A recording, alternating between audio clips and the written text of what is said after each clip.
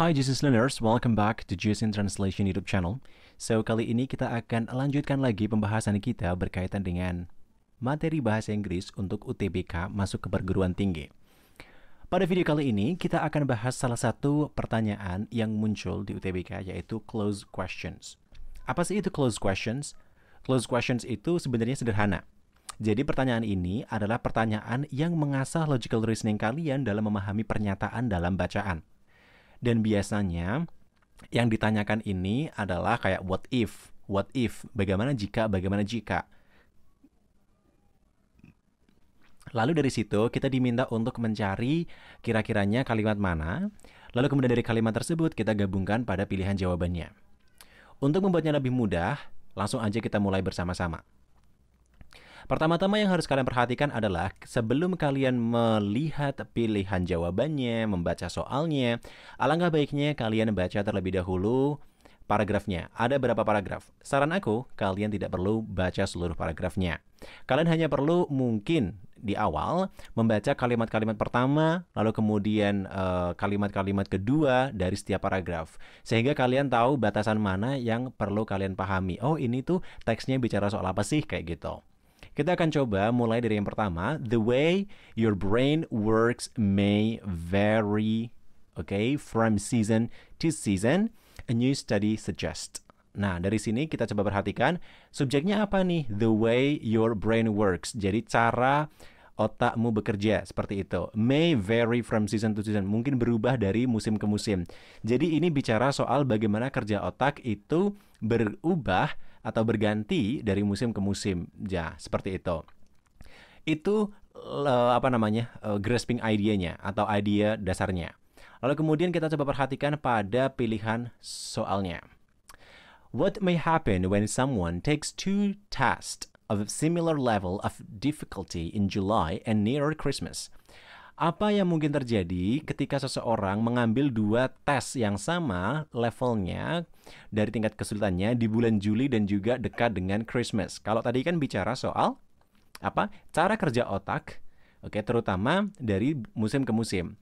Coba perhatikan kalian pada pilihan jawabannya. The result will not be affected by the time he or she takes the test. Hasilnya tidak akan dipengaruhi oleh waktu dia dalam mengambil tesnya. B, the result of the second test will be higher than that of the first.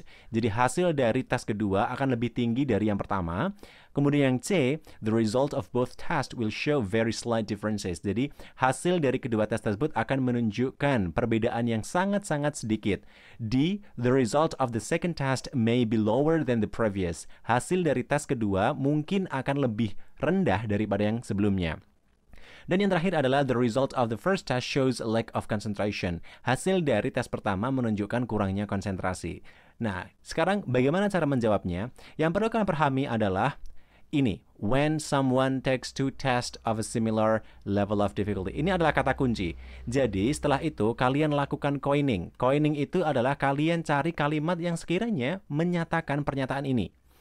Apabila kalian perhatikan sebenarnya pernyataannya ada pada paragraf ke-3. The researchers scanned the participants' brain while they performed tasks, testing their ability to sustain attention and to store, update, and compare information in their memories. Jadi, contoh soalnya tadi sebenarnya merujuk pada paragraf ke-3. Lalu kemudian kita cocokkan kesamaan pernyataan soal dalam teks bacaan. Lalu kemudian dalam bacaan itu kita temukan the levels of brain activity related to sustaining attention peaked at June, near the summer solstice, and were lowest in December around the winter solstice. Jadi maksudnya begini, tingkat efektivitas otak dalam mempertahankan sikap fokus memuncak di bulan Juni, di pertengahan tahun, dekat dengan musim panas. Jadi ketika musim panas, otak kita konsentrasinya lebih tinggi. Dan menurun di bulan Desember sekitar musim dingin. Dengan kata lain, apabila ada orang kok mengambil dua tes dengan kesulitan yang sama, maka hasil pertama akan lebih tinggi dibanding hasil kedua, karena hasil pertama itu dilakukan di bulan tengah-tengah. Seperti itu. Oke ya. Nah, near Christmas itu kita tahu Christmas ada di tanggal 25 Desember, jadi di akhir tahun. Pilihan A tidak tepat karena mengatakan hasil tidak dipengaruhi waktu. Ini kurang tepat. B tidak tepat karena tertulis tes dekat Natal lebih tinggi dari Juli. Artinya berkebalikan dari pernyataan teks. Pilihan C, tidak tepat karena hanya menyatakan bahwa hasil tes kedua waktu menunjukkan sedikit sekali perbedaan, hampir sama, jadi kurang tepat. D, tepat karena menyatakan hasil tes kedua lebih rendah dari yang pertama. Sama dengan pernyataan teks bahwa hasil menurun di bulan Desember atau Natal dibandingkan tes bulan Juli, musim panas. Maka ini yang tepat. Sedangkan yang I di sini harusnya saya tulis I, kurang tepat karena menyatakan hasil dari tes pertama menunjukkan kurangnya konsentrasi. Itu berseberangan dengan ide yang dinyatakan dalam teks. Maka jawaban yang tepat adalah yang D. Nah, untuk menjawab soal berkaitan dengan close question ini, yang harus kalian perhatikan adalah kejelian kalian dalam mencari pernyataan sesuai dengan soalnya, gitu. Mudah bukan? Ini langkah-langkah mudahnya. Kita coba lagi ya.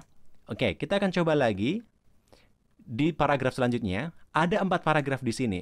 Seperti yang saya katakan, kalian tidak perlu membaca keseluruhannya. Coba perhatikan di sini, pada kata pertama ada kata you, ya. Kalimat pertamanya seperti apa? You may not know is that there are certain elements in your diet that can actually reduce bone density, increasing your risk for osteoporosis. Jadi, kamu mungkin tidak tahu bahwasanya ada beberapa elemen tertentu dalam dietmu yang bisa sebenarnya mengurangi kepadatan tulang, meningkatkan resiko osteoporosis. Jadi ini bicara soal elemen-elemen yang mempengaruhi atau menurunkan kepadatan tulang, seperti itu. Oke ya, kita temukan ya beberapa certain context idea-nya. Sekarang kita masuk pada contoh soalnya. What will happen if people consume less animal protein?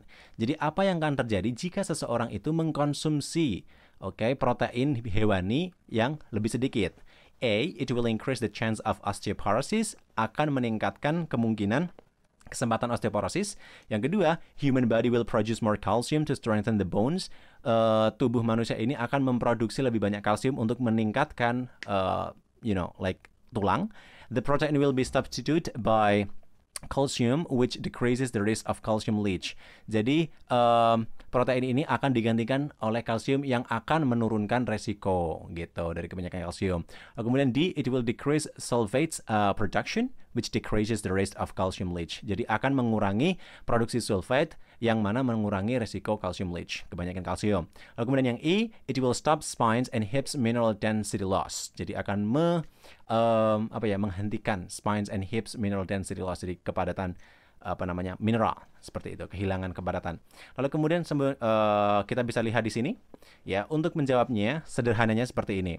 Temukan paragraf atau kalimat yang dimaksud oleh soal.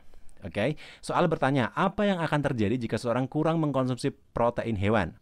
Temukan kalimat yang dimaksud soal dalam teks bacaan. Jadi kita temukan nih ya yang ditanyakan soal di dalam teks bacaan. Lalu kemudian kita cocokkan kesamaan pernyataan dalam teks bacaan. Kita temukan seperti ini. When you eat too much protein, jadi ketika kamu makan terlalu banyak protein, tubuh kamu produce chemicals.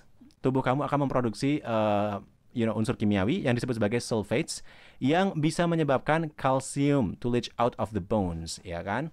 Dengan kata lain, kita mengkonsumsi sedikit protein ketika makan terlalu banyak protein, tubuhmu memproduksi zat kimia yang disebut sulfat, yang bisa menyebabkan kalsium keluar dari tulang, jadi ada pelepasan kalsium di situ. Lalu kemudian dengan kata lain, kita makan sedikit protein hewani, ini bisa mengurangi asam sulfat yang menyebabkan kehilangnya kalsium tulang. Maka jawaban yang tepat adalah jawaban yang D. Kenapa? Karena jawaban yang D menyatakan hal itu akan mengurangi produksi sulfat yang bisa mengurangi resiko hilangnya kalsium. Yang A menyatakan akan menambah protein osteoporosis, potensi osteoporosis tidak. Yang B, tubuh manusia akan memproduksi lebih banyak kalsium untuk menguatkan tulang juga tidak. Protein akan digantikan oleh kalsium yang mengurangi resiko hilangnya kalsium juga tidak. Atau yang I bahkan menyatakan hal itu akan menghentikan hilangnya kepadatan mineral tulang belakang dan pinggul. Kita tidak bicara soal itu ya. Jadi kita hanya bicara soal kemungkinan apabila kita mengkonsumsi terlalu banyak protein gitu. Atau kurangnya protein.